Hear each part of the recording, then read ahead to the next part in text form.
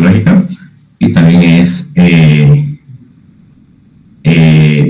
teórica política, sí, de la Universidad del Rosario, y nos va básicamente como a exponer sobre qué son los modelos basados en agentes y por qué son importantes para modelar y entender los fenómenos del antropoceno, ¿sí? Entonces le damos paso a ella. Adelante, doctora, tenés el micrófono abierto. Okay. Muchísimas gracias y gracias por abrir ese espacio para mí. Pero lamento obviamente que tuve un problema a aparecer en el otro evento. Estoy muy feliz de estar con ustedes hoy. Lo quería mencionar que antes de iniciar que ahora estoy afiliado con la Universidad de los Andes y eso inclusive es pertinente respecto al tema de modelación basada en agentes, porque los colegas allá en la Universidad de los Andes están los más adelantados de mi experiencia en esa área. Así que voy a recomendar a ustedes hoy que se ponen más en el tema y les recomiendo a través de mis colegas por allá. El otro que quería mencionar, antes de iniciar con la presentación, y ojalá tenemos también tiempo para conversar, es que soy politóloga, trabajo en economía política, pero también en particular para este grupo que tenemos convocado hoy, yo creo que es importante que menciono también que empezaba mis estudios universitarios en el área de bioquímica, y eso hace mucho tiempo, cuando estábamos haciendo los primeros estudios de genética. Y así que eso informa de una manera importante mi trabajo en esa área. Listo. Así, con eso, mi meta para hoy básicamente es convencerles que es absolutamente fundamental que aprendan mucho más sobre modelación basada en agentes. Si su deseo, su aspiración es trabajar temas de sistemas socioeconómicos y de lo que yo llamo hoy en día la ciencia del antropoceno. Voy a, si me da un segundito, voy a quitar la cámara mía para mejorar el señal. Listo. Y ustedes pueden ver mi pantalla, ¿sí? Sí, correcto. Okay, súper. Entonces, ya vámonos. Quiero empezar presentando esa juxtaposición. ¿Por qué es tan importante que reconociéramos al fondo la naturaleza de nuestro trabajo en la modelación? Y para mí ese ejemplo de reactor fusión y un mangrove es una manera didáctica y yo creo que muy ilustrativa para reflexionar sobre eso.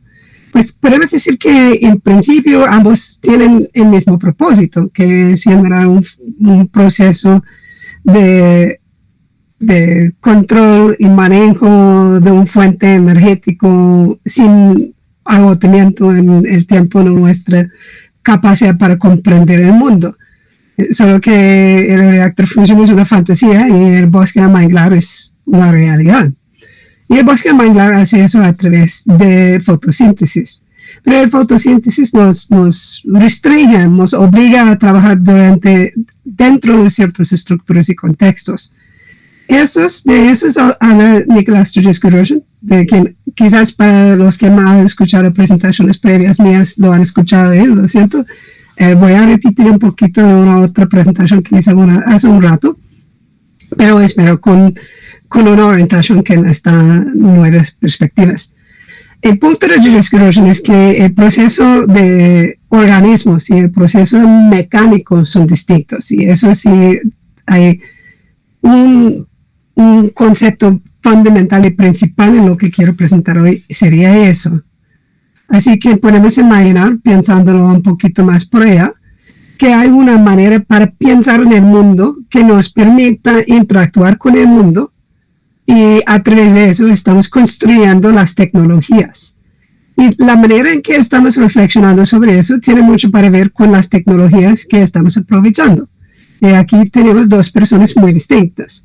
Un lado Elon Musk y a otro lado Lucho Orozco, quien vive dentro de ese mismo bosque de manglar que ven ustedes por allá.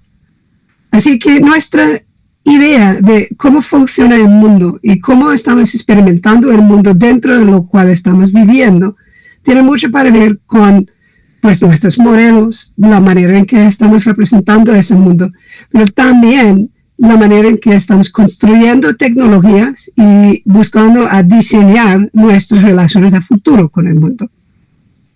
Y pues cuando estamos hablando de sistemas vivos, tenemos que tener en cuenta que una parte fundamental de eso es la dinámica de la entropía. Yo sé que ustedes son físicos y si queremos hablar de Copenhagen y todo eso más tarde podemos hacerlo, pero les voy a presentar en un momento una orientación desde la química, que es que la producción de orden es algo que no se puede generar en la ausencia de la producción de la entropía. Y mientras que en muchos contextos se ve la producción del orden como secundario, y el problema de la entropía y la idea es reducir, controlar, restringir la producción de la entropía. Desde la química, la producción de la entropía se entiende como una dinámica, un prerequisito necesario para lograr el orden. Y así, cuando estamos hablando de nuestras decisiones sobre la producción de orden, siempre estamos al mismo tiempo hablando sobre nuestras decisiones asociadas respecto a la producción de entropía. Si queremos hablar de eso en términos de calor, más básico, o si queremos pasar a otros debates muy controversios sobre el cuarta ley, cosas así, que podemos hacer si quieren. Pero para el momento el punto es que sistemas vivos funcionan con eso, pero también funcionan a través de esa misma ley sistemas físico-mecánicos. Y cuando estamos interviniendo en el mundo, que pues tenemos que tener eso en cuenta. Así que, ¿para qué estamos generando orden? Es una pregunta muy importante. Y pues tengo ese ejemplo que tiene más utilidad, una sierra o un martillo. O una serrucha, perdone, que eso lo tengo mal escrito. Entonces, ¿alguien me puede decir su opinión? ¿Que tiene más utilidad, una serrucha o un martillo? Sí, los participantes tienen el micrófono abierto. Sí, precisamente. Y pues depende, mi esposo piensa, por ejemplo, que un martillo siempre tiene mejor utilidad porque piensa que puede cortar cosas con martillo. Pero por lo general podemos decir que depende del propósito. Y así que tenemos que tener en cuenta esa pregunta del propósito. Ahora quiero presentar un proceso físico-mecánico que ha transformado el mundo, que es el proceso Haber-Bosch. Solo para que entienda hasta qué nivel de detalle tengo que profundizar esta elaboración. ¿Quiénes de ustedes han escuchado algo de ese proceso en el pasado? Si me puede levantar la mano. Ok, Luis, sí. Y José Luis. Ok. Pues para ustedes quienes han estudiado la física es algo muy sencillo, que es básicamente estamos generando compresión a través del aprovechamiento de un fuente energético, normalmente de carbónico, que cambia la estructura del aire para precipitar el nitrógeno. Y eso genera el amoníaco.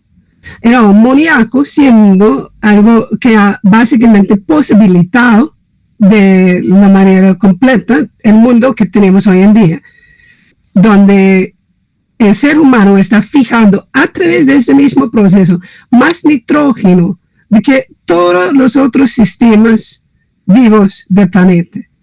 Y así empezamos en ese espacio de reflexionar y preguntarnos, ¿sería que las máquinas que construyen los seres humanos forman parte del organismo y la estructura biológica del ser humano? Yo diría que sí. Pues de todas maneras, lo que sabemos desde la segunda ley de la termodinámica es que si estoy aplicando una fuente energética a un lado de un sistema, estoy generando también ese fregador de calor del uso de ese fregador a otro lado.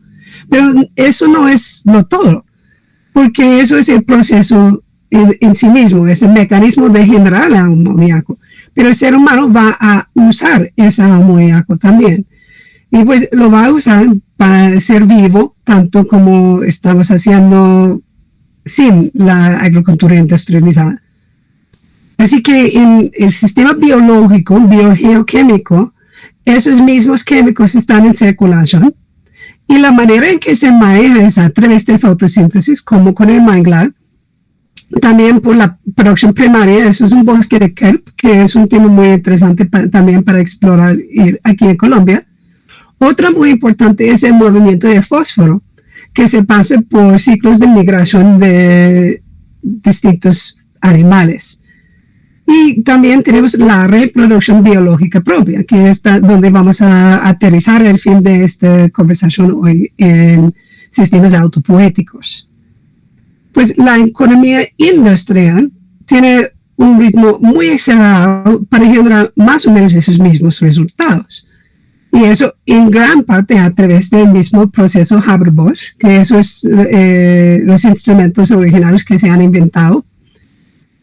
Y también la minería del fósforo, que no es casualidad que eso está en Bielorrusia, que podemos hablar más de eso. Le pongo ese pequeñito marco azul allá para que puedan ver el tamaño de esa montaña de fósforo.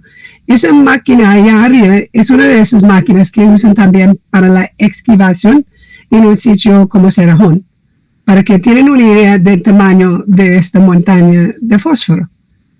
Todo eso posibilita la producción de cultivos masivos, monocultivos de la economía agraria industrializada. Y así que sin la disponibilidad de esas dos fuentes industriales no tendríamos esta producción. Así que estamos muy involucrados en esta producción masiva de entropía asociada con nuestras decisiones como ser vivo, como species, o decisiones de unas personas, si uno quiere formularlo aquí, así, sobre cómo vamos a manejar nuestra relación con el mundo. Así que llegamos al punto, quizás uno de los puntos controversios que podemos explorar más, que es la física de la vida no es como la física de las máquinas. Y en eso tenemos que enfrentar unos retos de la matemática y también de la modelación. Pues nuestro mismo Erwin Schrödinger nos ha presentado ese reto en su trabajo de 44 y él nos presenta esa observación de que el flujo constante es fundamental para lograr la integridad de un sistema abierto, un sistema vivo. Y voy a intentar formalizar eso un poquito más para que tenemos claridad al menos a la superficie respecto a los temas matemáticos que están en juego. Y estoy aprovechando que ustedes son en parte físicos, así eso sería bueno para que yo tenga mejor. ¿Cuántos de ustedes no son físicos o no han estudiado la física?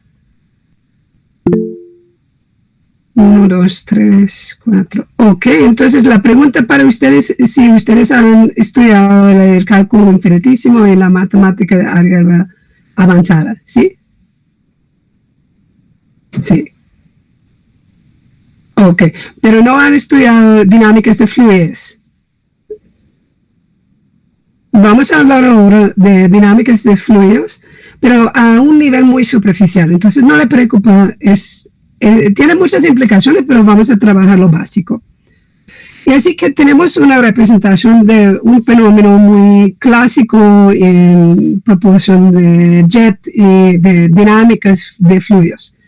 Y eso es que tenemos dos fuentes, uno al lado de la izquierda que salga del punto, que tenemos dos imágenes, vamos a empezar con la imagen al lado izquierdo y vamos a empezar por el lado izquierdo donde tenemos el flujo 1 que entra en ese tubo que está cerrado.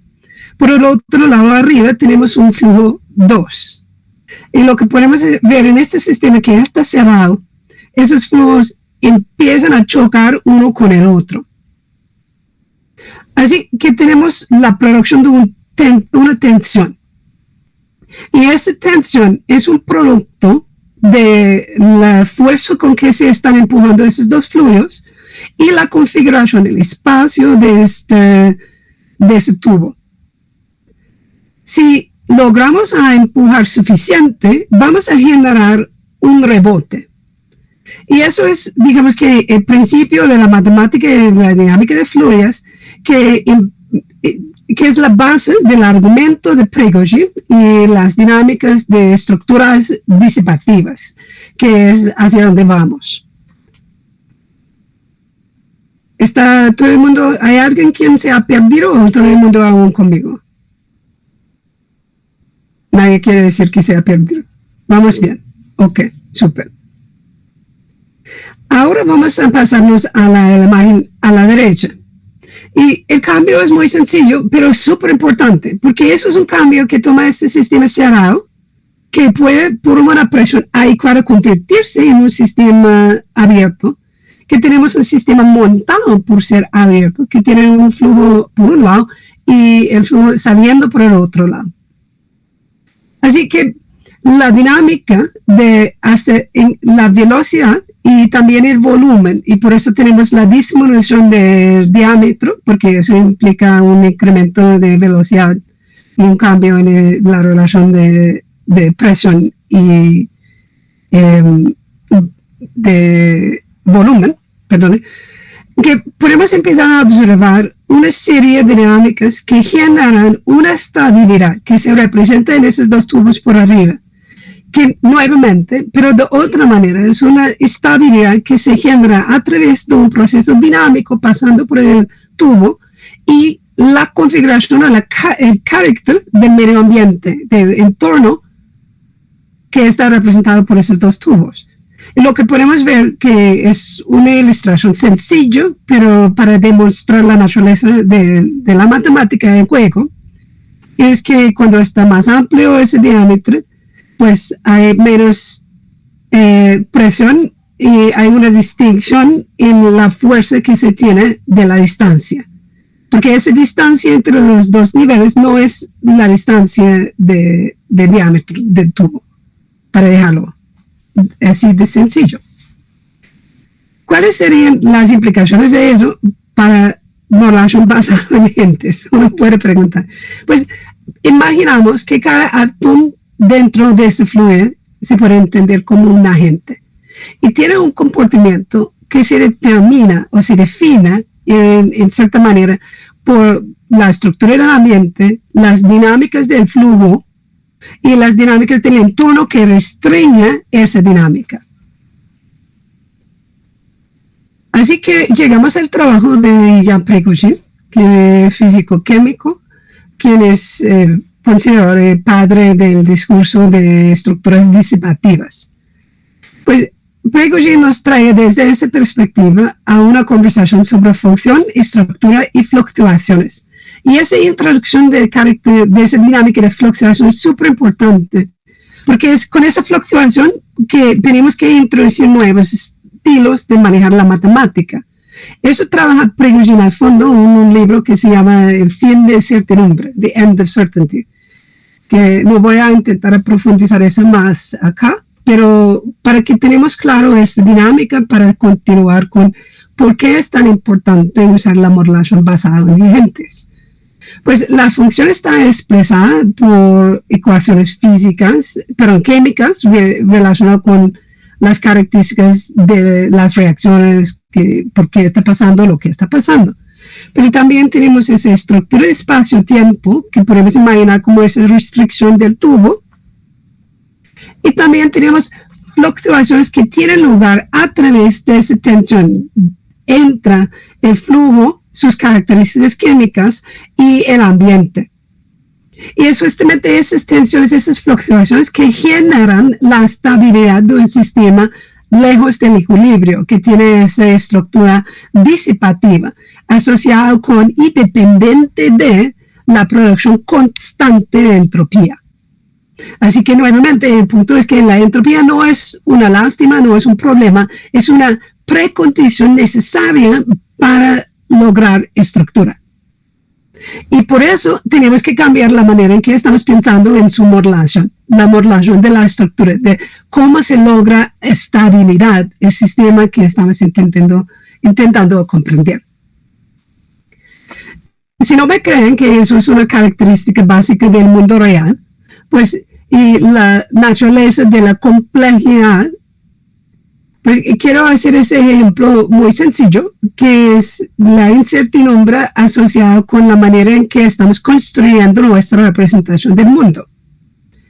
Y pues me imagino que ustedes están familiarizados con la visualización de Mandelbrot. Aquí tenemos la costa de Inglaterra. Eso es un juego hecho en una revista que es bastante sencillo, en que imaginando las distancias distintas, si estamos mirando con una medición gruesa, mediana gruesa o muy fina, sacamos el resultado literalmente de una costa, de un espacio costero de un largo diferente. Así que eso no es para decir que el mundo real se ha cambiado en su fundamento, pero que la manera en que estamos construyendo nuestra representación del mundo tiene mucho para ver con el mundo que estamos observando. Si estamos muy cerquitas, hay mucha costa, pero estamos muy lejos. Por ejemplo, si queremos hacer una comparación entre Australia y Inglaterra, pues esa primera larga A nos sirve. Pero si queremos mirar entre bahías distintas dentro de Inglaterra, o Gran Bretaña en ese caso, que necesitamos algo más parecido a larga C. Y ni uno ni otro es correcto, sino sirven para un propósito de modulación diferente. Así que quiero decirles un chiste, porque ya hicimos bastante muy pesado. Y eso es el chiste de Functor-Ravesores, que está basado e inspirado en el discurso de ciencia postnormal y inventado por mi colega y mentor Mario Giampetro. Así que una persona, un cliente está en un museo y dice al curador del museo, ¿cuántos años tiene el Allosaurus allá? Y el curador dice, 150 millones, 12 años, 3 meses y 4 días. Y pues el cliente es muy impresionado con eso, como lo ha sabido con tanta precisión. Y la respuesta es fácil. Cuando llegue tuve 150 millones de años. Y ya llevo yo 12 años, 3 meses y 4 días acá. Que el punto de la chista es que tenemos que tener precaución de no sacar o buscar un nivel de precisión que es inconsistente con el nivel de modulación que estamos intentando lograr. Les voy a compartir por el chat, acá, un enlace a un video. He intentado hacer ese tipo de compartiendo esos durante una presentación y nunca funciona. Entonces les invito que los miren más tarde, porque ya en ese momento ojalá me están escuchando a mí. Pero quiero presentarles a otro mentor mío que es Kozo Mayumi. Y Kozo Mayumi tiene esa bonita charla de unos minutos sobre cero emisiones. Pues lo que nos está diciendo en ese video es básicamente intentar no respirar, porque eso es lo que tiene que hacer para no emitir CO2. Así que para el ser humano, la idea que no vamos a respirar es absurdo. Cero emisiones es imposible. Esa es otra parte del reto que tenemos manejando el tema de entropía. Pues otra presentación del mismo concepto es imaginando el demonio de Maxwell, que me imagino que los de ustedes que no han estudiado la física lo conocen. La idea que se está generando este orden de balanza. Pues el problema con el demonio de Maxwell es que el demonio de Maxwell está involucrado en actividades. Y siendo involucrado en actividades, forma parte del sistema termodinámicamente abierto en que está participando. Así que, siendo que forma parte de ese sistema, implica que requiere fuentes de energía primaria y también requiere esos sumereros. Y esos sumereros, estas fuentes, forman parte del mundo de la complejidad de la vida.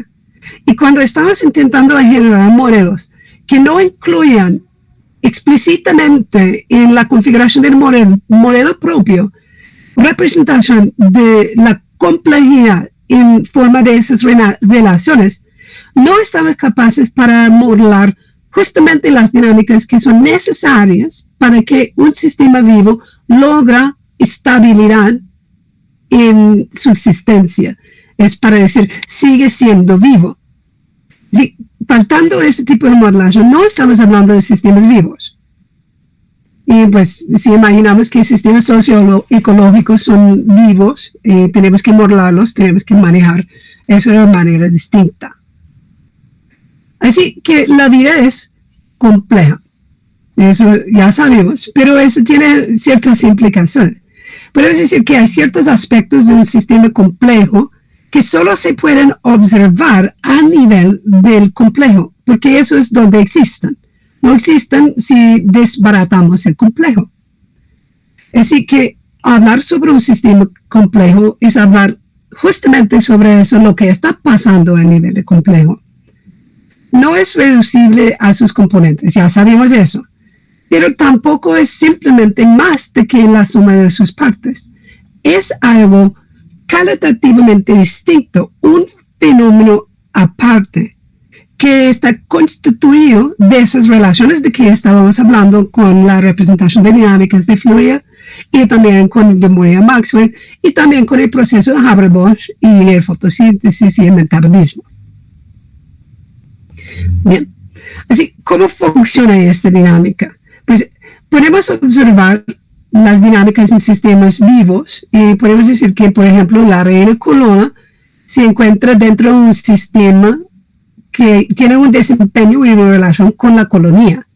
Pero podemos sacarla de esa colonia y meterlo dentro de otro sistema complejo, lo alimentario humano. Sigue siendo el mismísimo objeto.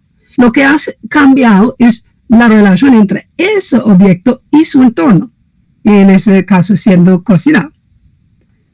Otro ejemplo que podemos imaginar es el pulmón humano. Uno puede argumentar el órgano más importante de todo el cuerpo humano. No podemos vivir sin respirar. Pero es muy sencillo. ¿Cómo logra ese desempeño? Pues imaginamos duplicándolo fuera del cuerpo humano. Es muy complicado y requiere mucha instrumentación y genera muchos residuos y es un proceso mecánico elaborado. Pues el pulmón logra eso siendo ubicado dentro de un sistema complejo, aprovechando otros componentes del sistema y relaciones entre el pulmón y esos componentes. Y pues el sistema de un pulmón artificial no tiene esa capacidad. Y sí, y por eso, Prigogine, cuando está hablando con nosotros sobre las características básicas de sistemas vivos o de sistemas lejos del equilibrio, aquí es la citación para este libro que mencioné, nos da el ejemplo de un pueblo. Dice, pues comparamos un cristal y una ciudad. Pues el cristal tiene una estructura que no tiene esa característica de ser un sistema abierto. Sí, que dentro de un vacío tiene la misma estructura como fuera del vacío. Mientras un pueblo, si lo quitamos, o una ciudad, si lo quitamos, si supongamos eso en un vacío, va a colapsar, va a perder su estructura porque esa estructura depende justamente de esas dinámicas de que estaba hablando Schrödinger. Listo. Esa es la base que necesitamos para continuar desde acá hacia donde quiero llevarles y ojalá que tenemos también después tiempo para conversar. Así que, ¿qué es la situación que estamos enfrentando en nuestro proyecto de modelación? Pues es el antropoceno. Y el antropoceno es un problema muy complicado. Primero, tenemos que ubicarlo dentro del entorno del concepto de la evolución humana. Y pues la humanidad es bastante reciente en el planeta y también nuestro mundo actual es bastante reciente.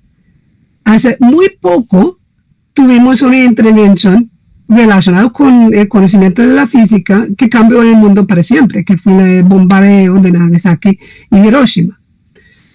Pues, cuando pensamos en la escala de eso, pues, y si imaginamos que la evolución de todos los homínidos fue 18 millones de años, eso fue un día.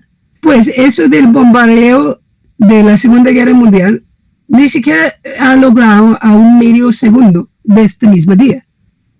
Así que lo que nos está pasando en el momento en el mundo de colapso, de Great Acceleration, el antropoceno, lo que quieren decir, para nosotros es algo increíblemente nuevo y también para el planeta increíblemente nuevo. Así que es un reto enorme solo comprender la naturaleza de lo que nos está pasando. Y para sí que quiero llevarles que nuestro trabajo manejando conocimientos sobre sistemas complejos, sobre la estabilidad emergente a través de estructuras disipativas, nos da la responsabilidad de participar en el proceso de intentar comprender lo que está pasando y cuál es el rol que juega el ser humano en la producción y reproducción del mismo. Y con eso quiero presentarles otro mentor mío, que es Mary Clark, que habla del tema de naturaleza del humano, solo para introducir el aspecto del social, y el social del ser humano como un primate, que el ser humano tiene metacognición y está involucrado en la creación de sus nichos. Voy a elaborar eso en un poquito más detalle en un momento. Pero así el ser humano simplemente es un primate muy complicado, pero es un primate. Una de las cosas bien complicadas del ser humano es que hemos logrado inventar la inteligencia artificial. Y eso es quizás que unos de ustedes no lo han notado cuando pasó. Eso fue hace varios años que Facebook tuvo ese bot que metaban dos bots hablando uno con el otro y empezaban a construirse un idioma propio. Pues y Facebook lo apagó. Uy, eso es complicado. Y un poquito después de eso salió ese discurso hace, yo creo que fue 2 años, de si la inteligencia artificial si efectivamente tiene consciente. Y eso es un tema muy importante en la ética del momento. Pero para nuestra conversación de hoy, lo que quiero decir es que cada uno de esos intentos nuestros es un proyecto de modelación. Es un proceso de modelación en que estamos involucrados en dialogar con los mismos. Aquí tenemos Sofía, un robot que ya es ciudadana de Saudi Arabia. También hemos logrado intervenir en ambas direcciones de estimular actividades neurológicas del ser humano a través de computadores externos y manejar computadores externos a través de la lectura de sistemas neurológicos humanos. Eso es ya un hecho. Y si combinamos eso con la reflexión, que otra cosa que están haciendo muchas personas interesadas en los sistemas de robots con su tiempo, está construyendo cosas como Big Dog, que es absolutamente fundamental que los de nosotros quienes estamos interesados en el tema de la ecología, de la sostenibilidad, también estamos metiéndonos en este tema de las dinámicas de modelación de la complejidad. Y con eso voy a saltar ese próximo diapositivo porque yo creo que nos va a llevar demasiado tiempo. Entonces voy a poner eso en ñapa. Quizás devolvemos a este tema más tarde. Para nosotros, y pensando en las representaciones de la matemática que hemos trabajado antes, podemos decir que el trabajo de la economía, el campo de estudios de la economía, es para representar justamente esas dinámicas biológicas de procesos de manipulación de materiales por parte de seres humanos y la producción de esta orden. Y pues MicroStrategic Erosion nuevamente nos lleva a reflexionar sobre en qué momentos es adecuado manejar parte de este problema con aritmética y en qué momento es muy importante que estamos pensando en la configuración del mismo modelo con que estamos trabajando. Y pues justamente ese reto podemos imaginar en términos de cómo vamos a frenar el mundo de crecimiento. Yo soy crítica del discurso de growth y podemos hablar de eso más tarde, pero podemos decir que al menos la estabilidad dinámica de sistemas vivos está asociada con esa cantidad de energía que pasa por el sistema y también la calidad. Con la cantidad de calidad podemos decir que, por ejemplo, bajando es muy fácil controlar esa dinámica de la bicicleta. A otro lado, si hagamos eso mucho más lento, es mucho más difícil mantener esa estabilidad. Y esa estabilidad depende mucho más de la relación específica entre el conductor y la bicicleta, sino solo el conductor y la bicicleta como un objeto propio. Así, dicho en otros términos, si vamos a hacer un decrecimiento o vamos a frenar la velocidad de ese sistema que se despliega por el proceso Haber-Bosch, vamos a tener que dar mucho más caso a lo que está pasando, que reduciendo el daño implica reflexionando más a fondo sobre nuestro rol y nuestra posición dentro del proceso que estamos generando. Y con eso quiero entrar en el discurso de Morlason. Y para los quienes no conocen el trabajo de Robert Rosen, me alegro mucho por presentarlo a usted. Por favor, no piense que lo que estoy presentando yo es algo profundo, es muy superficial de un trabajo muy detallado y elaborado. Pero yo elegí esa imagen, aun cuando no es tan bien claro, porque tiene el contenido básico y está presentado por su hija, quien habla justamente de esas dinámicas de relación de Morlason. ¿Y qué está diciéndonos Rosen cuando empieza a intentar hablar del proceso de Morlason? Él nos llama la atención que tenemos un sistema objeto de Morlason que tiene características de causalidad que queremos representar, pero también tiene esta complejidad de estar en el proceso de generar el mismo sistema que está manifestándose. Eso es que es un sistema anticipatorio, vamos a devolver a eso. Y al otro lado tenemos el proyecto de intentar generar una representación formal de este sistema, infiriendo, haciendo un encoding, pero también haciendo una verificación de la calidad de nuestra representación. Parece muy sencilla, pero tiene muchas implicaciones, porque la observación básica es que el sistema que estamos representando tiene nuestra representación como un insumo a cómo se está constituyendo ese mismo sistema. Si pensamos eso mirando a la representación de un sistema anticipatorio, aquí arriba tenemos el modelo y tenemos el sistema representante target del modelo y tenemos eso E, y ese E es la expectativa que se genera en el modelo, que influye la manera en que estamos construyendo nuestras interacciones con el mismo modelo, que tiene implicaciones obviamente para el modelo y cómo estamos ajustando y mejorándolo, pero también por las características, digamos, hechos externos, exteriores y fijos y estables del sistema que estamos intentando amodelar. Pues con eso yo creo que podemos parar y quiero mostrarles una imagen de eso y ahora voy a consultar con nuestro equipo cuánto más tiempo tenemos y quizás que me voy a saltar a Maturana y Varela y sistemas autopoéticos. Si pensamos en esa distinción nuevamente entre sistemas mecánicos y sistemas vivos, podemos imaginar que tenemos esa estabilidad estática como una mesa y tenemos otra estabilidad dinámica como lo de Nairo. Pero con un sistema anticipativo tenemos que agregar otro aspecto, que es que yo hago expectativas y a través de esas expectativas estoy construyendo el mundo con lo cual estoy interactuando. Listo. Entonces, ¿cuánto más tiempo tenemos para toda la sesión de hoy? Porque quiero tener también la posibilidad de conversar. Si nuestros convocadores nos me pueden decir cuánto más tiempo tenemos en todo. Hola, sí, listo. O sea, se les estaba pronosticando para hablar como unas 2 horas y 30 lo sumo, como extenderse con el tiempo de preguntas y tal, una hora y 30, disculpa, 1 hora y 30. Ok, entonces voy a gastar 15 minutos más en sí, desempacando un poquito esas características de la biología. Y vi en el chat que Angélica es bióloga, entonces si tienen preguntas, pueden preguntar también a Angélica. Y entonces voy a continuar con un poco de biología.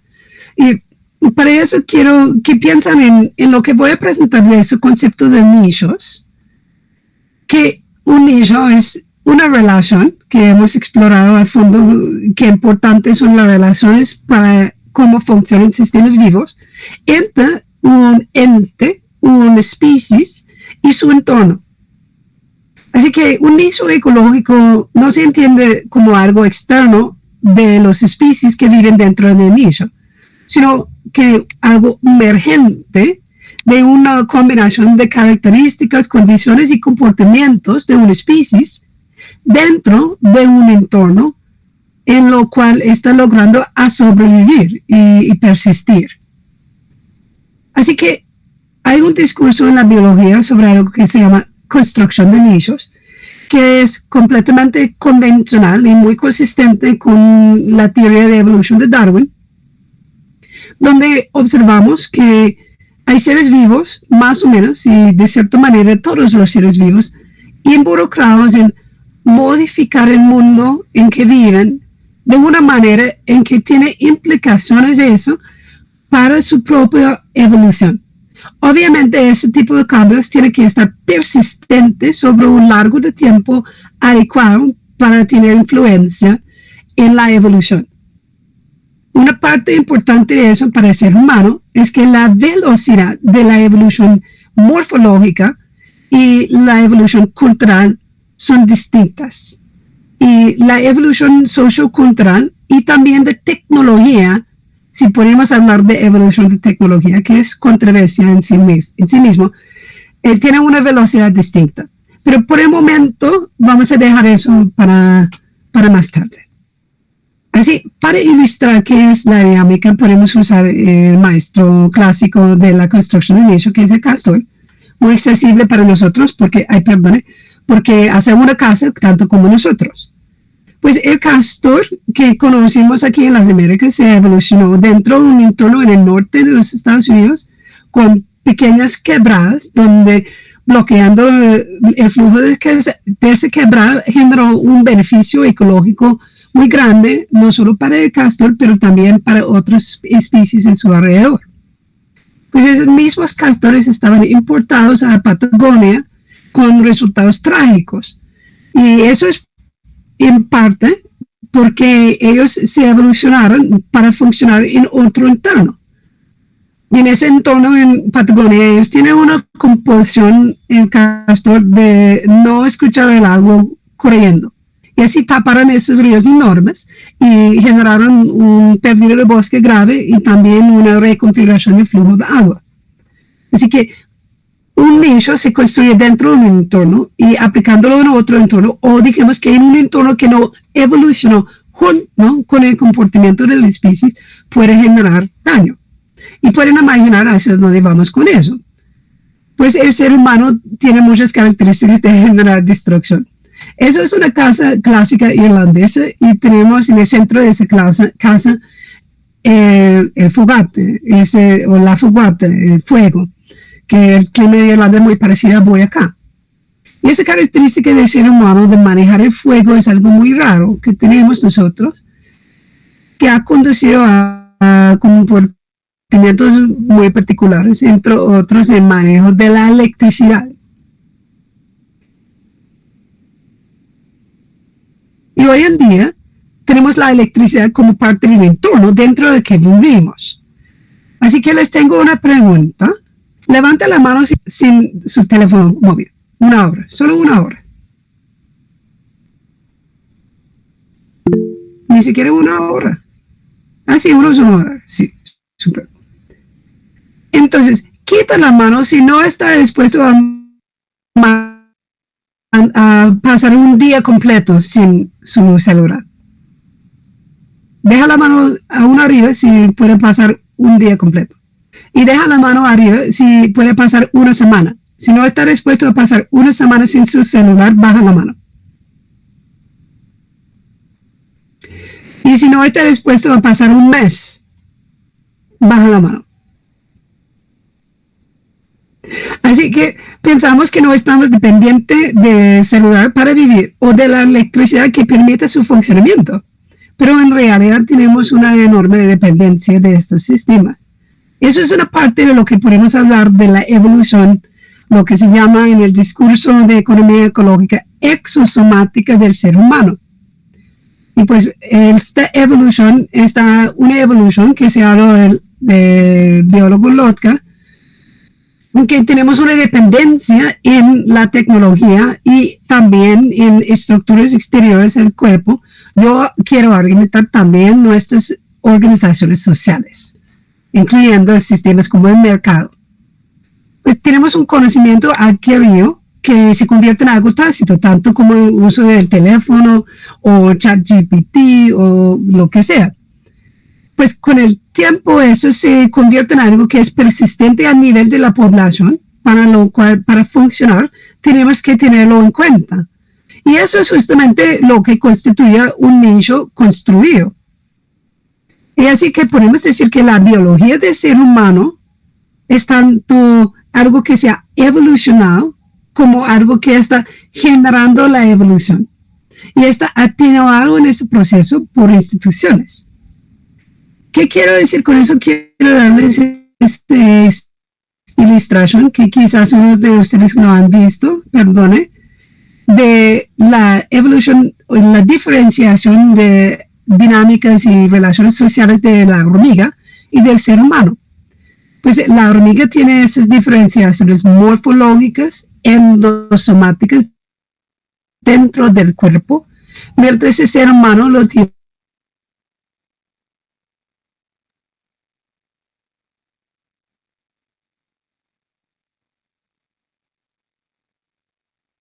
diferenciación de género,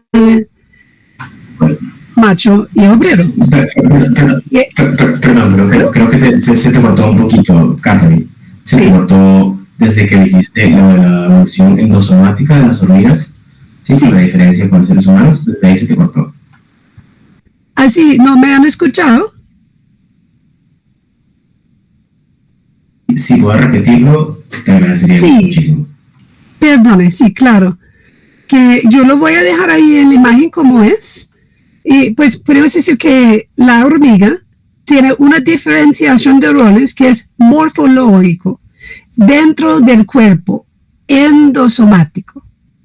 ¿Sí? Es una diferenciación de roles que se manifiesta dentro de una especie, que hay una parte de la especie, la gina, que es muy grande y tiene una fisiología del cuerpo muy distinta de lo del obrero. Y también tenemos, el obrero es, por ejemplo, infértil, mientras el macho es fértil, puede generar reproducción de la especie. Así que tenemos una diferenciación de roles a través de la morfología. ¿Esa parte es clara? Sí.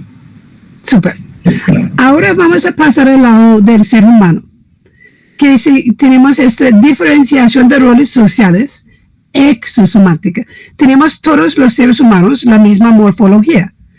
Todos los seres de ser humano que tienen una anatomía convencional, que no son binarios o hermafroditas, inclusive hay hermafroditas que se pueden reproducir, tienen una anatomía que permite reproducirse como una gina. Y no tenemos esta categoría de obrero infértil, que es mucho más pequeño. Así que para diferenciar esos roles entre los seres humanos, tenemos cosas como el uniforme. Ese uniforme es el uniforme de un carpintero en Alemania. Y si uno ve una persona como eso caminando en la calle, sabe que es un carpintero. Y hay otro que es parecido, que es para el electricista. Y eso nos permite identificarlos y identificar cuál es su rol dentro de nuestro sistema social, no a través de feromonas y anatomía o fisiología, sino a través de simbología y otros componentes del mundo externo al cuerpo humano, que forma parte de la manera en que nosotros nos organizamos en el mundo social. ¿Cómo vamos hasta ahora? ¿Más claro? Sí, mucho más claro. Correcto, Okay, sí. Super. Sí. Les tengo unos otros ejemplos también Y gracias por frenarme, por favor no duden en frenarme si salto algo y no me ha hecho claro. ¿Alguien me puede decir qué es eso? ¿O quién es eso? ¿A qué te refieres? Esta persona, ¿qué es su rol? Que si yo veo a esa persona, ¿qué voy a decirlos? ¿O cuándo voy a ver a esa persona? ¿Qué hago con esa persona si lo encuentro en mi mundo? No sé si cambiaste de diapositiva. Estamos en la del obrero, la del carpintero. Ahora sí. Sí. Está un poquito retrasado, persona. Ok, ya ve el próximo imagen, ¿sí? Sí. Sí, un médico, Ok. ¿no? ¿Un médico o Rescatista de la quizás Cruz Roja. la Cruz Roja? Correcto. Entonces yo sé que pasó algo, hubo un terremoto, quizás. Y sé qué voy a hacer con esa persona gracias a la ropa que tienen ellos puesta. Y la próxima, ¿alguien me puede decir qué es eso? Ahora su respuesta está correcta. Eso es un médico, una médica, ¿correcto? Sí, aumenta el nivel de especialización, inclusive. Sí, podemos decirlo, denominarlo especialización, sí. O en la biología hablamos de diferenciación de roles a través de la morfología. Y en ese caso, la morfología, ¿y cómo sabemos que ella es médica y no enfermera?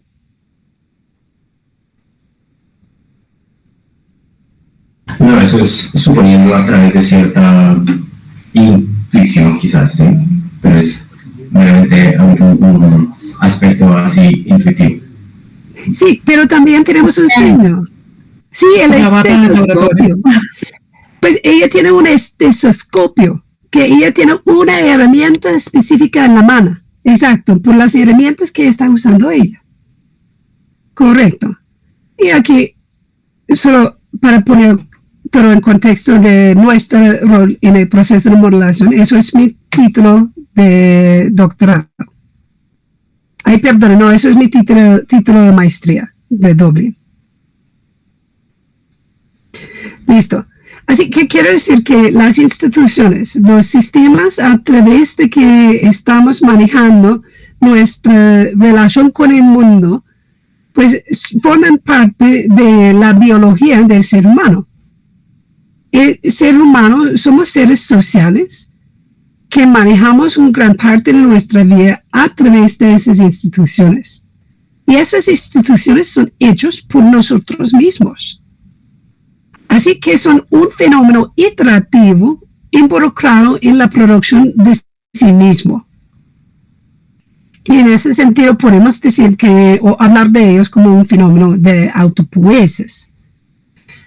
Nuevamente, para orientarnos, ¿me puede levantar la mano si han escuchado el concepto de autopoiesis?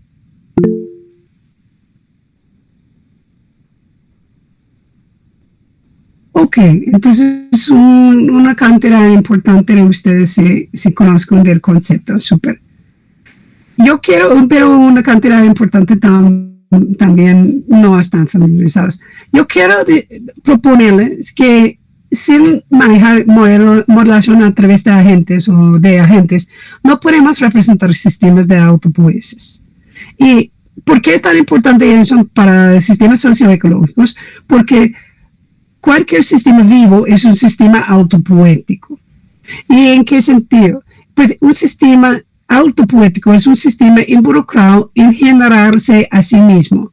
Y en el proceso de persistir, manteniendo la estructura de un sistema vivo, que es una estructura disipativa, pues tenemos esta manera para explicarlo, que es la autopoiesis. Y Maturana y Varela nos da una ilustración muy detallada en sus textos académicos al ladito del libro. El libro es fantástico, pero les recomiendo que también consulten esos textos si la meta es hacer modelación, porque ellos se ponen como un poquito filosófico y romántico en el libro, de una manera que yo no creo que lo hacen en los textos de estudios académicos o de modelación específico. Así que ellos no exploren para nosotros, pregunta la organización y cómo se genera esta organización. Pues un sistema autopoético está involucrado en esa regeneración de sí mismo a través de los recursos de que eso disponga. Y podemos imaginar, eso está bastante confundiente de texto, de términos, pero ellos nos dan un ejemplo muy claro y muy concreto, que es el sistema de la célula.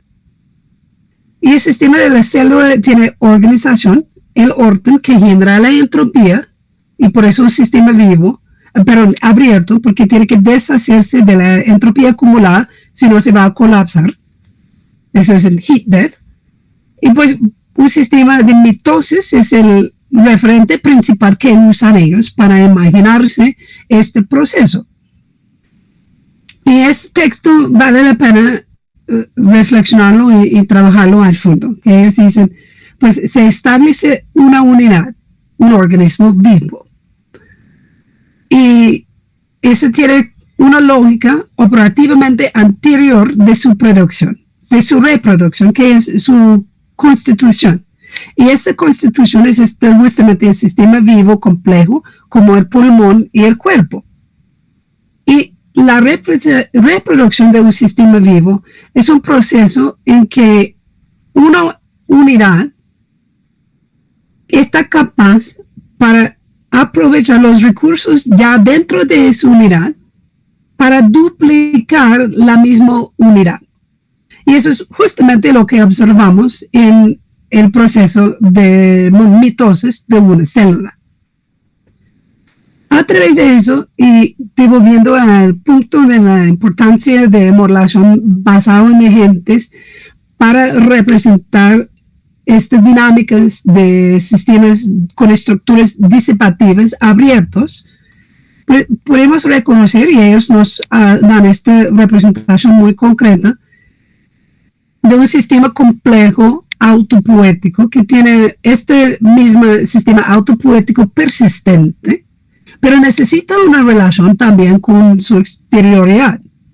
Tiene una relación principal que es con el mundo, que es justamente lo que en el alrededor inmediato no es el sistema.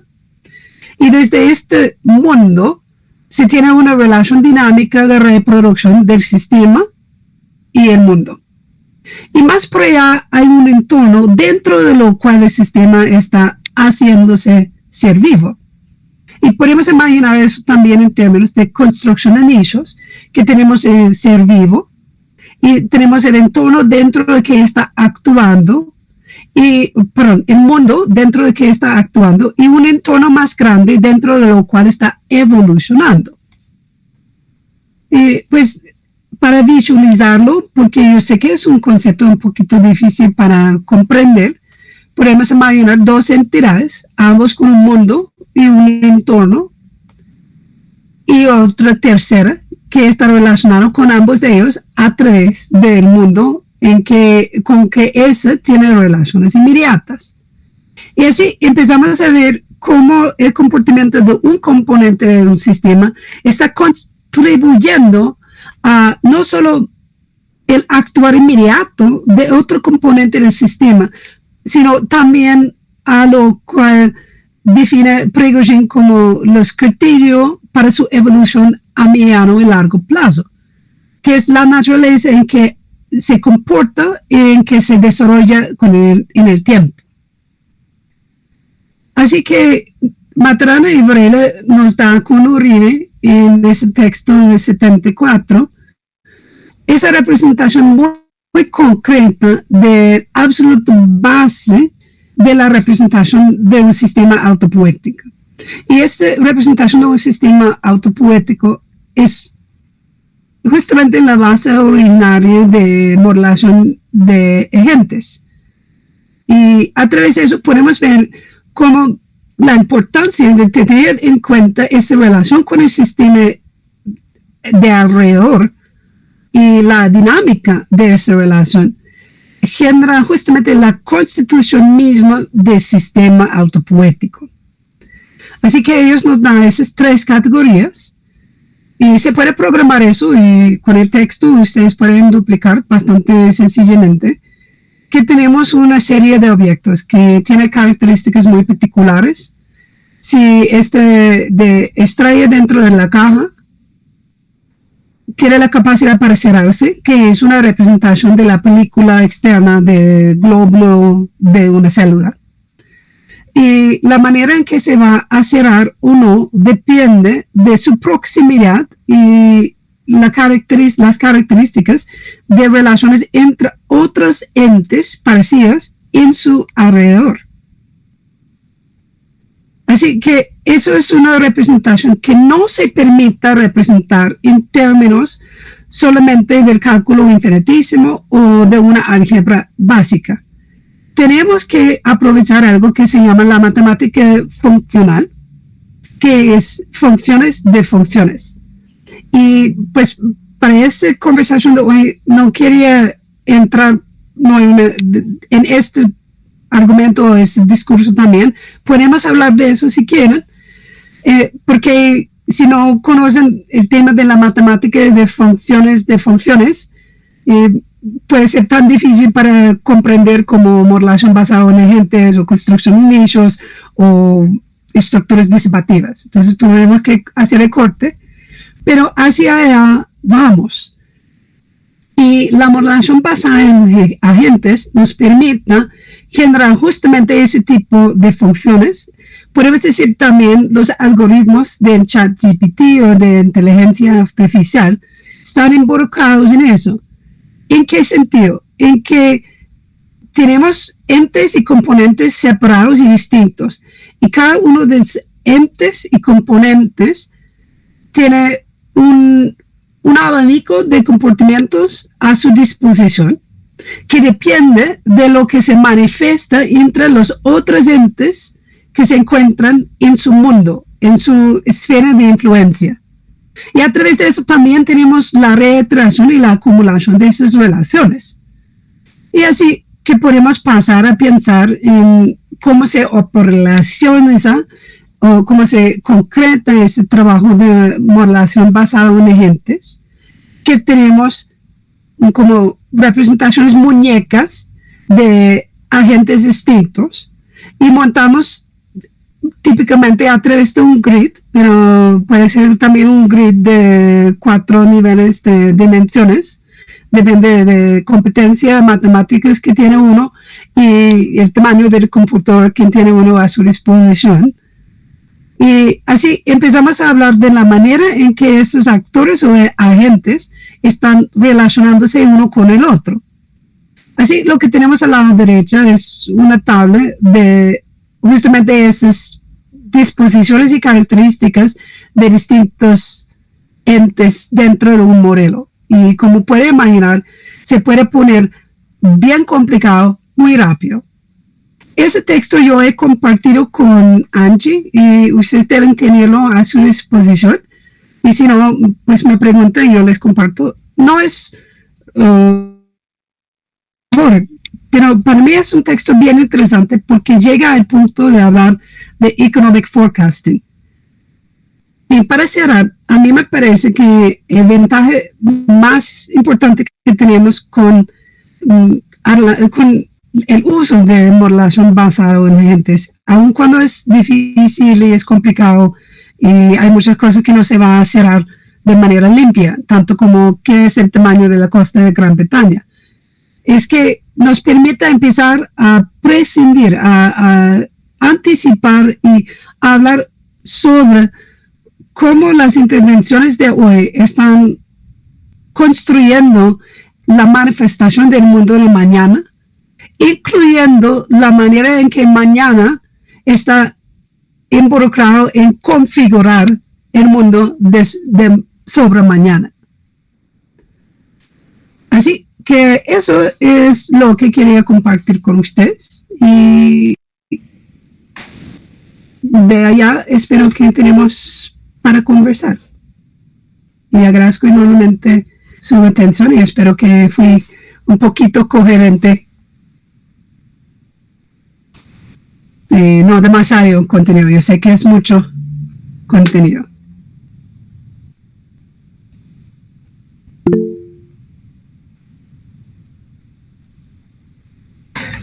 estamos en un espacio de preguntas, ¿sí? Y bueno, o críticas o comentarios. No tiene que ser críticas o preguntas, correcto. Gracias por la aclaración. Listo. Sí, parece que Luis Daniel tiene una pregunta. Entonces, adelante, Luis Daniel. Hola, buenas tardes. Bueno, yo estudio economía y pues quería hacer más que todo un comentario porque me parece muy interesante lo que usted mencionaba sobre que el ser humano es un maestro en la construcción de nichos, como afectando esas estructuras en las que se están desarrollando las especies, como el ejemplo del castor que usted colocaba. Entonces era más como, digamos que como una reflexión, como que entre más crecimiento económico hay, más se va a afectar la biodiversidad y de pronto sería como una discusión que de pronto usted ha abordado, ¿no? De pronto sea como la forma en que uno observa el crecimiento económico. Por parte de los economistas nosotros normalmente lo medimos como un crecimiento del PIB, pero también existen otros economistas heterodoxos que, por ejemplo, Amartya Sen, habla de que la economía y el crecimiento económico se debe medir por el bienestar social, entonces, y por la prosperidad. Entonces era más como un comentario, me parece muy interesante y no sé si de pronto usted habrá abordado el tema de que si el crecimiento económico realmente afecta a la biodiversidad. Gracias. Sí. Efectivamente, hay un artículo que publiqué con unos colegas hace como 2 años, donde rastreamos justamente esta dinámica de impactos en la biodiversidad y no tanto solo el crecimiento económico, pero también el compromiso a no criticarlo. Y ese texto, y también uno nuevo que mi colega, el autor principal, acabó de publicar, les voy a dejar de llegar. Si puedo, los mando a Angie, o qué sería la manera más oportuna para eso. Correcto, vos no lo puedes hacer llegar al correo electrónico y nosotros lo reenviamos. ¿Sí? Ok, yo lo mando al correo que me ha invitado, súper. Entonces hay 2 textos. Hay un texto que hicimos como hace unos años y un nuevo que es un follow-up que se profundiza un poquito más este tema. Y pues para resumirlo, lo que dije es que cada proceso de desempeño de producción de orden tiene la producción de desorden. Eso es la definición más básica de la entropía de Clausius y de Kelvin. Así que es una forma de locura imaginar que podemos tener un incremento en la velocidad y el volumen de material que estamos generando, poniendo en algún tipo de orden distinto a lo que tiene espontáneamente, y no vamos a tener esos residuos. Así que considero que en ese sentido tenemos más un problema de sobreproducción de entropía de que falta de fuentes energéticas. En eso estoy muy crítica, por ejemplo, de la búsqueda como obsesional de fuentes alternativas energéticas que no respondan al problema, que es este impacto por la producción de entropía, que claramente tiene consecuencias para la biodiversidad y la calidad de vida. Muchas gracias por tu respuesta, Catherine. Creo que seguimos con la pregunta de Luis Miguel. Listo. Hola, buena tarde. Primero que todo te quería dar muchas gracias, estuvo muy interesante, y también muchas gracias por explicar los conceptos que fueron saliendo sobre la marcha. Ahí yo te quería preguntar sobre cómo, sí, pues me gustaría como hacer un poco más de cómo en los humanos podríamos como usar esto de los de esos modelos basados en agentes, como o sea, ya vimos como algunas cositas, pero me gustaría como que fueras un poquito más, sí, como en qué podríamos usarlo para modelar. Uh-huh. Yo mencionaría, y podemos puedo ponerles en contacto con unos colegas allá en la Universidad de los Andes, quienes están trabajando en eso. Un ejemplo está durante el periodo de la pandemia, o de las restricciones por circulación de gente. Hubo unos colegas haciendo estudios de la dispersión de la enfermedad de COVID a través del uso de transporte público. Y así que mucho tiene que ver con el comportamiento de las otras personas. Si yo me infecto o no, depende de si otras personas en mi mundo tienen su tapaboca puesto o no, como un factor básico. Así, con un modelo muy sencillo, uno puede decir, ok, hay X, Y y Q personas, Pepito, Juanita y Harvey, se suben al Transmilenio y uno tiene máscara y otro no, y Harvey y Juanita se encuentran con el mismo señor sin máscara, pero Harvey tuvo puesta su máscara y Juanita no, y empezamos a construir paso a paso una indicación de la acumulación de presión por el COVID, que también incrementaría la cantidad de contaminación en el aire en el Transmilenio. Digamos que Harvey y Juanita viajan cada día en el mismo tiempo, en el mismo hora, entonces se encuentran en la estación. Eso es un ejemplo muy sencillo, pero podemos mirarlo también en ejemplo, y eso fue un trabajo muy temprano de Nicholas Judith-Rosen, en comportamiento de consumidores. Y en eso yo recomendaría para los de ustedes quienes están trabajando en economía, este aspecto de comportamiento de consumo, me parece que falta mucho de precisarlo. Es un discurso que se está explorando en el discurso de growth, de crecimiento, pero muchas veces de una manera muy activista, que tú eres mal porque estás comiendo carne.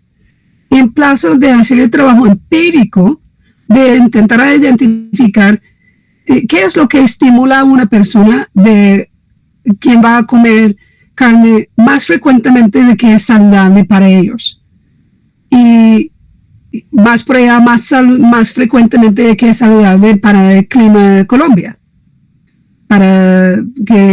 ¿Y cuál es esa relación, por ejemplo, entre la cantidad de vacas que se tienen en Villavicencio y la cantidad de consumidores de carne que se tiene en Bogotá?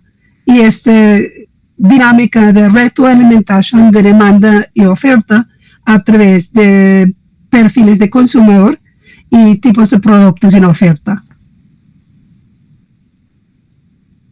Sí, que sería un poquito más concreto en el contexto de economía. No sé si eso me responde un poco a la pregunta. Sí, responde mi pregunta. Muchas gracias.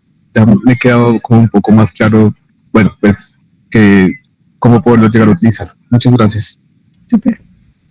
Listo, creo que va adelante Jimena Torres, que tenía una pregunta. Muchas gracias. Bueno, yo te quería preguntar, en unas diapositivas presentaste unas relaciones de escalas, ¿sí? Fue como la cuarta, y quería pues como preguntarte por qué no me quedó pues muy claro, sobre todo en esa parte que hablabas de unas escalas en los contextos urbanos, ¿sí? Que es como mi tema y el tema que más me interesa. No más atrás, esas fueron como las primeras escalas, porque tenías como una relación multiescalar de muchos años. Entonces, las escalas de ciudades, las escalas del tiempo, sí. Eso sí está un poquito más atrás, sí. Bueno, esa como que quería como preguntarte si nos podrías pues como hacer el favor de explicarnos un poco más sobre eso, porque no me quedó muy claro. Y bueno, también te quería preguntar como en contextos de medir las entropías y qué tipo de matemática para personas que no son, digamos, muy de ciencias básicas, la escala del asunto.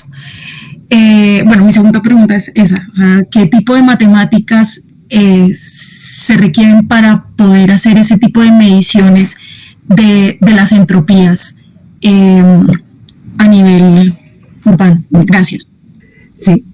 Empezamos con eso de las escalas y después pasamos a este tema de la matemática, porque me parece es una pregunta súper importante y quiero darlo como la atención que merita.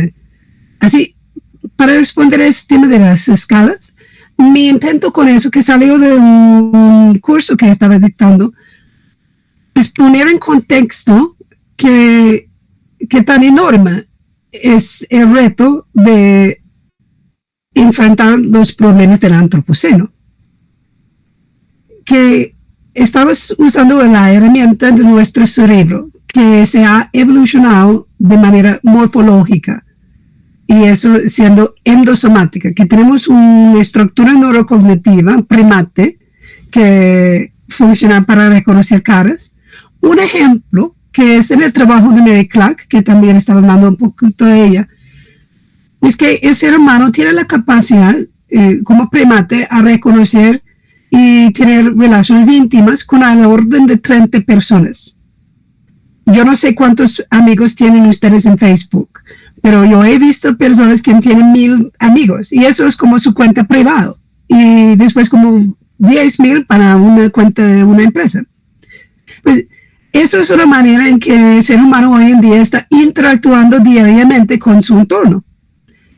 Y no es un nivel que estamos capaces neurocognitivamente a comprender o tener una empatía de la naturaleza de un primate. Y pues los estudios en estos días relacionados con Facebook, Meta, Twitter, hay unos estudios muy preocupantes sobre la anorexia, por ejemplo, que una mujer en la adolescencia que tiene una tendencia a fijarse en su imagen. Eso es natural, que está buscando pareja. Y que hay un proceso retroalimentario a través de los algoritmos del AI para qué imagen me va a llegar, que fortalecen una representación particular de que es una mujer bonita, que alimenta justamente la anorexia y de negativa imagen de una mujer o una señora joven. Tenemos estudios muy parecidos relacionados con la alimentación de hate speech, del habla negativa y destructiva, e inclusive de tendencias autoritarianas en la política, porque parece que hay un sesgo en social media en que las posiciones negativas y agresivas se amplían y se distribuyen mucho más rápidas de que los amables y tiernos. Y así, ese tipo de cosas forman parte de lo que quiero yo mencionar, de que tenemos 24 segundos de un día en que estamos en aglomeraciones urbanas de gran tamaño. Y eso ni siquiera está pensando en los como Bogotá, estamos hablando de Lima, o Madrid, o Cairo, que fueron unas de las primeras ciudades, o Hyderabad y Bangalore. Y así que yo creo que es necesario respirar profundamente y acomodarnos a la realidad, que estamos muy confundidos, porque somos primates y esta situación es muy complicada. Eso me permite pasar a su segunda pregunta o comentario. Y lo que dijera yo es que, y pues relacionado también con el trabajo de Jessica Rosen, esa diapositiva que yo le presento bien temprano en la ponencia de Jessica Rosen, voy a intentar sacarlo nuevamente, que es sobre las dinámicas de no sobre representar la rítmica. Pues podemos usar esta imagen acá, que la matemática es una herramienta, es útil, es interesante y nos presta mucha perspectiva, pero la matemática faltando una contextualización de para qué estamos usándolo, no sirve para nada. Es una actividad estética de matemáticas puras o una diversión de personas con la privilegia y el lujo de hacer eso. Así que yo le quería animar a no sentirse como que se tiene que meter en la matemática, sino más trabajar junto con personas que están haciendo la modelación a través de la matemática y manejar justamente ese reto de construir esos equipos y transdisciplinarios en que estamos manejando dentro de un equipo varios tipos de conocimiento diferentes. Y pues los que manejan la matemática pura, yo no sé si usted lo ha notado, pero a veces no estamos capaces para pasar eficazmente de un lado a otro de una puerta. Que no siempre estamos como dentro del mundo físico material práctico. Así que esta conversación del práctico ayuda enormemente a asegurar que la matemática tiene un valor pertinente para el proyecto de contribuir a el autoconocimiento del rol del ser humano en la producción de los problemas que estamos produciendo en el momento y a través de eso, desde la empírica, las estrategias y las técnicas para sacarnos de estos problemas. No sé si eso me responde. Muchas gracias. Listo. O sea, tenemos también como el espacio para ver si alguien tiene algún otro tipo de intervención o pregunta, o desde esa parte también igual queremos como hacer algún tipo de comentario, reflexión, pregunta en torno a tu charla.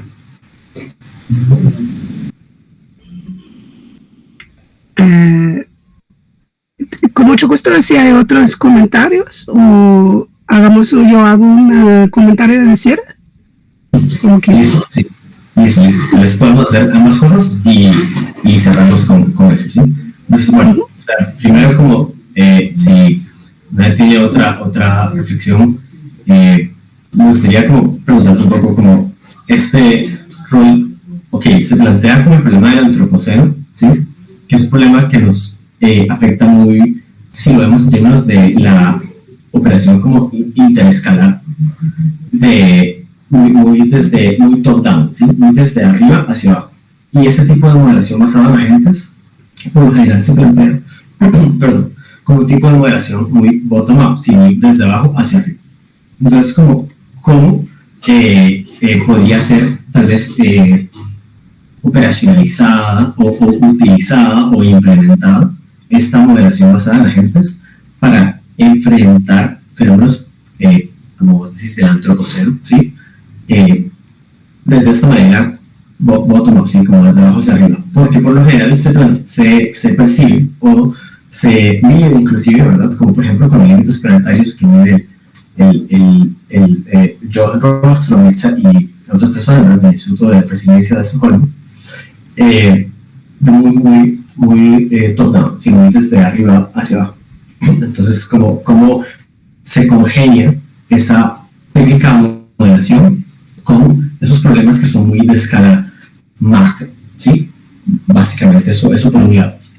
Y después tal vez por otro lado es como si vos tal vez como tenés alguna reflexión en torno a cómo esos modelos basados en agentes que definen, como dicen las matemáticas, que se utilizan como matemáticas funcionales, etcétera, ¿sí?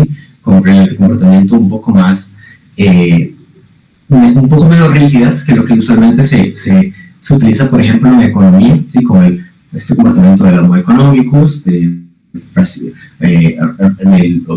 como el comportamiento racional, de maximización o optimización, etc. No restringir el comportamiento de los agentes, ¿verdad?, que participan del sistema social a esa optimización.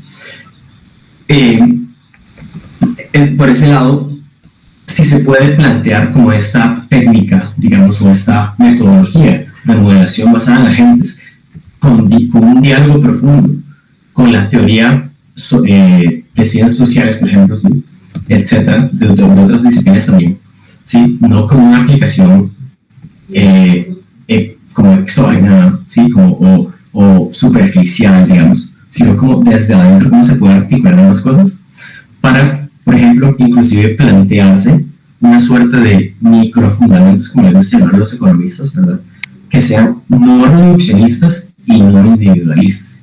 Si esta metodología podría permitir eso, porque muchas veces se parte como de que la validación de estos modelos basados en agentes, inclusive cuando son calibrados con datos empíricos, etcétera, experimentales o observacionales, la manera de validarse es que estadísticamente se correlaciona con los datos de la red. Entonces es como ahí de lo que está detrás un argumento filosófico muy profundo que por lo general dentro, ¿verdad?, como de las personas que utilizan como estos modelos de una manera más extensiva, digamos, no se fundamenta, ¿sí?, como ontológica o epistemológicamente este argumento. Sí, ok, ya lleguemos a Copenhague. Sí, quería mencionar, voy a poner mi correo electrónico acá en el chat para los quienes quieren como bibliografía o algo, con mucho gusto me pueden escribir y simplemente hacer referencia a esta charla y les puedo responder. De responder a ese comentario como bien elaborado, yo veo como 3 componentes y voy a intentar trabajarlo uno después del otro.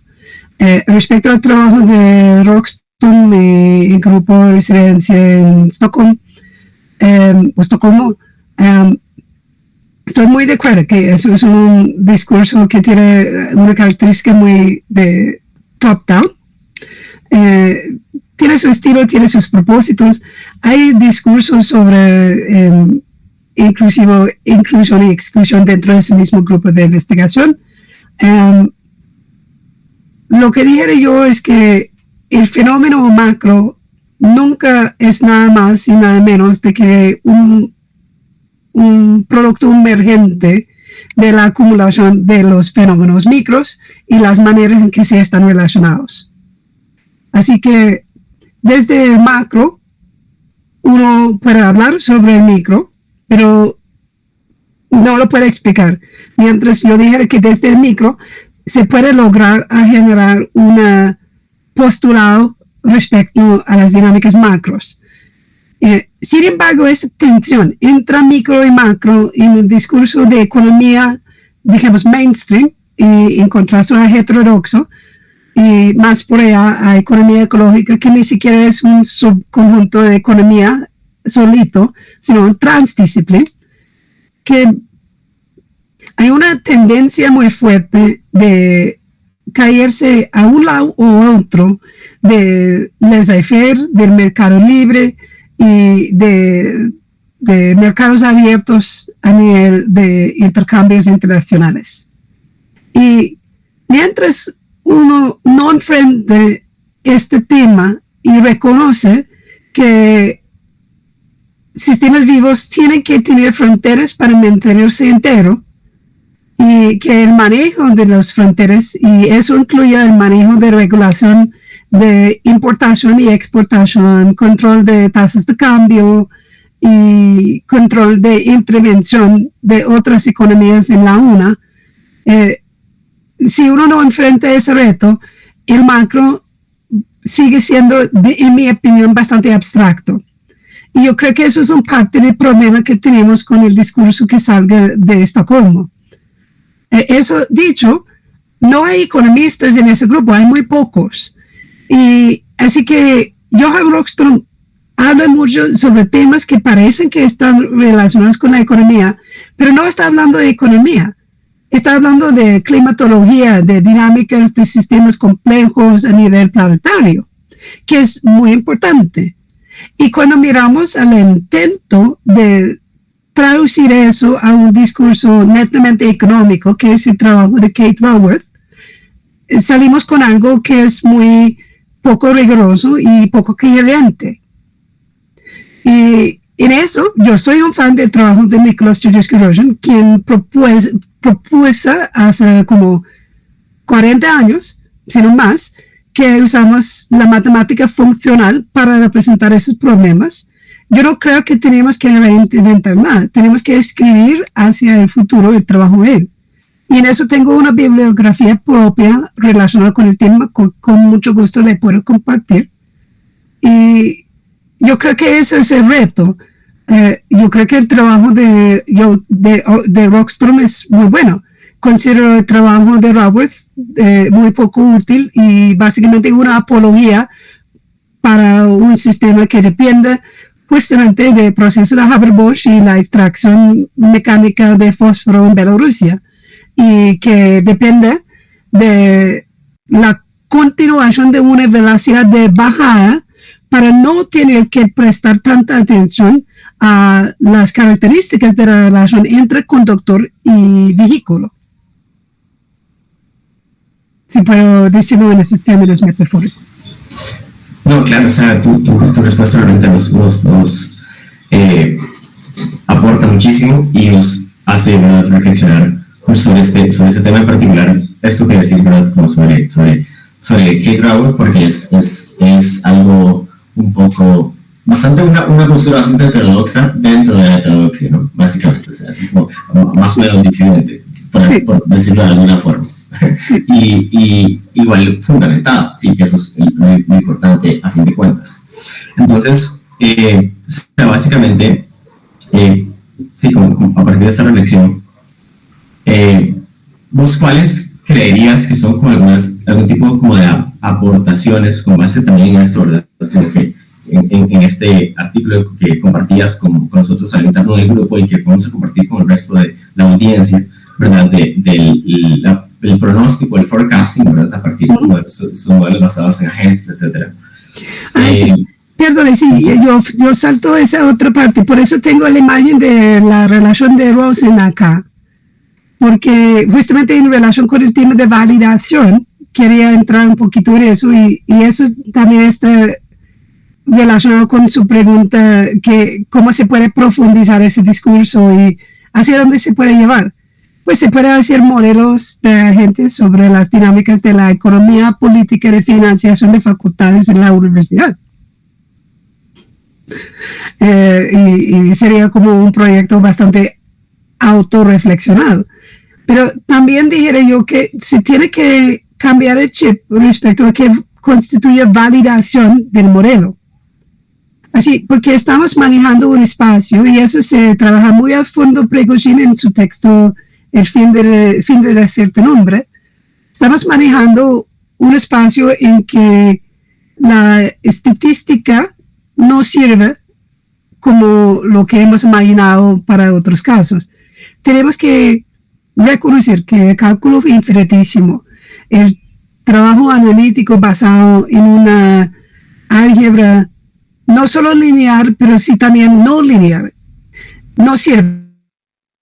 Razón muy particular, que es justamente ese proceso de entailment, lo que se llama Rosen, o que también se llama en el trabajo de Sturges-Keroyan el propósito o Anschauung, o la reflexión sobre la reflexión. Estamos involucrados en la construcción de los criterios a través de lo cual estamos evaluando este sistema.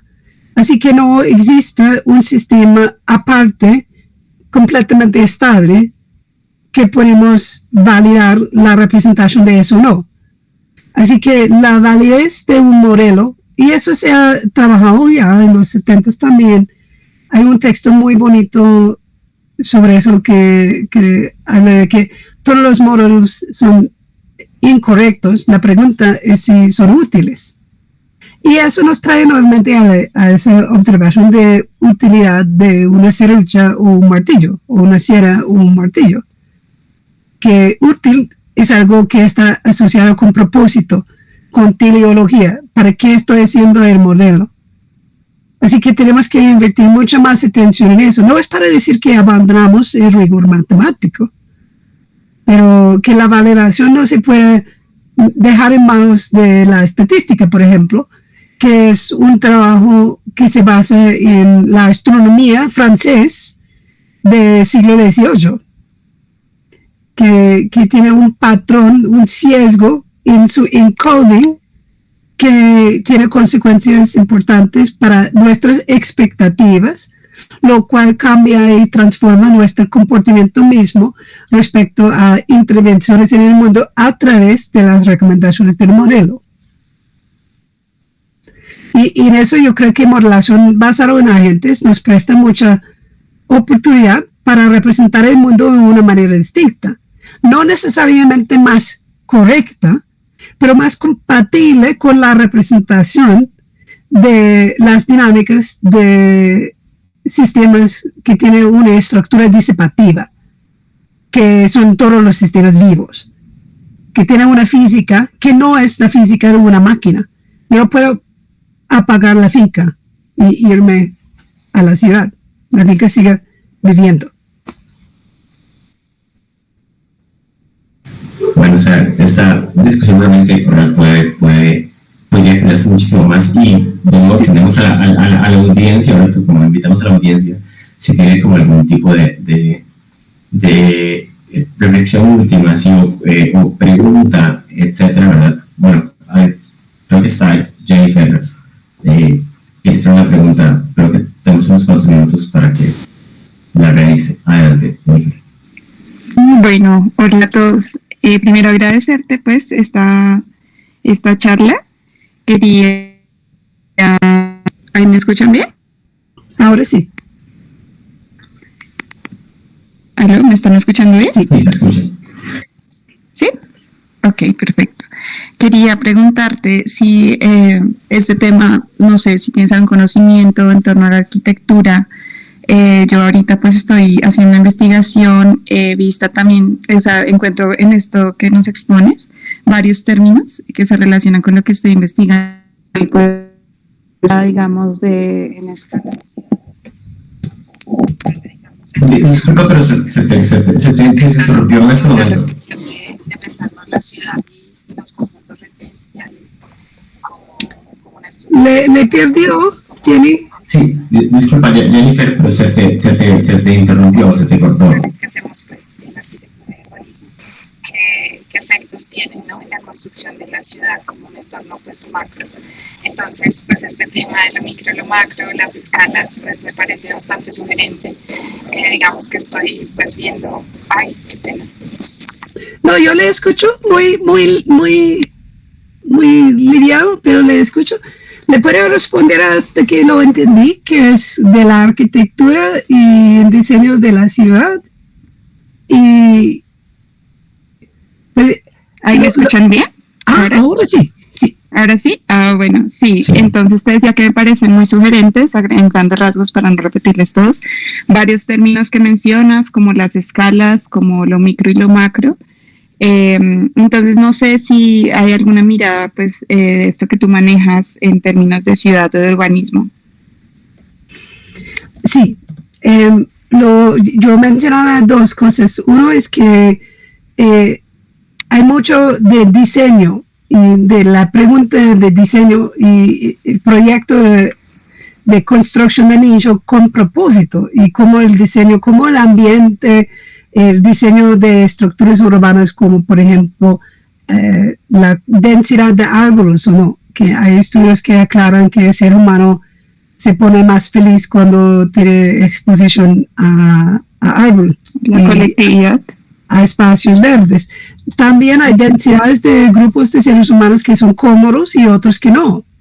Y que, por ejemplo, estar espichado dentro de Transmilenio, sabemos que eso construye problemas sociales, porque el ser humano no quiere estar así como así espichado, construye ciertas dinámicas. Así que hay aplicaciones y hay personas justamente en la Universidad de los Andes trabajando en urbanística en esos temas. Así que sí existen trabajos, es una de las áreas de aplicación, porque tenemos cada ser humano se puede modelar. El problema con eso, diré yo, es que cada ser humano tiene una trayectoria de vida distinta y es muy difícil, es imposible incluir todo eso en un muñeco de modelación, que siempre estamos en esa tensión que tenemos en cualquier contexto de la matemática, de una tensión entre grado de completitud y fuerza de coherencia, que a tener un modelo que se pueda manejar, que no se pone tan complicado, que no sirve para nada, tenemos que simplificar las características de los actores. Así que la selección de qué se va a modelar es muy importante.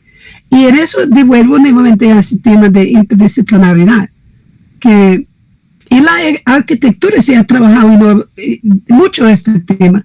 En Japón hay mucho trabajo con inteligencia artificial y la configuración y el uso de espacios y diseño. Y pues yo considero que el trabajo en Japón es muy adelantado en eso. Pero hay varias aplicaciones y yo quiero es que el diseño no es opcional, es obligatorio. Y lo que nos da modelación basada en agentes es indicaciones, por ejemplo, de la calidad de un diseño, que cómo se comportan los agentes dentro de un espacio.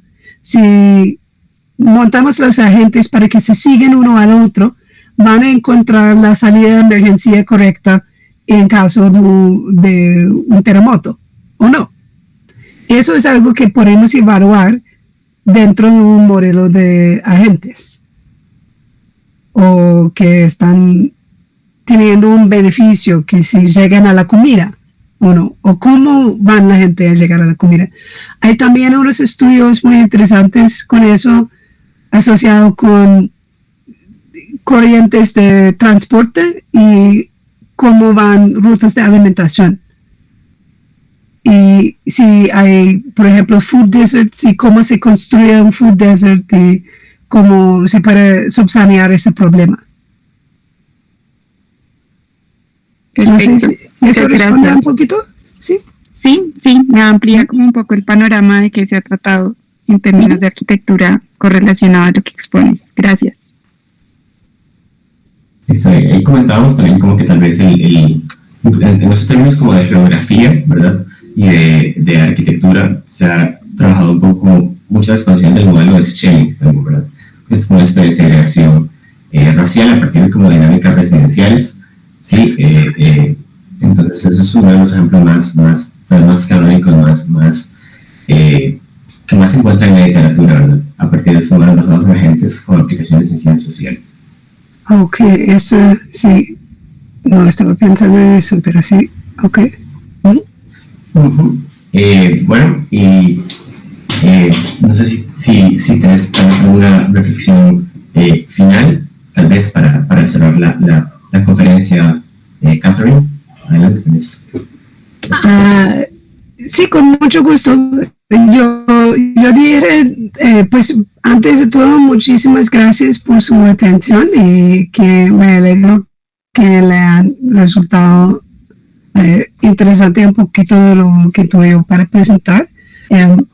Me parece tres cosas súper importantes. La interdisciplinaridad no es automática, es algo que requiere trabajo, requiere paciencia y que necesitamos, porque no es posible resolver los problemas que estamos enfrentando desde solo una perspectiva. Tenemos que manejarlo de una manera del equipo, que Nobel del siglo XXI no es para el jet fighter pilot, sino es para los construyendo tela junto en una ronda, trabajando en equipo.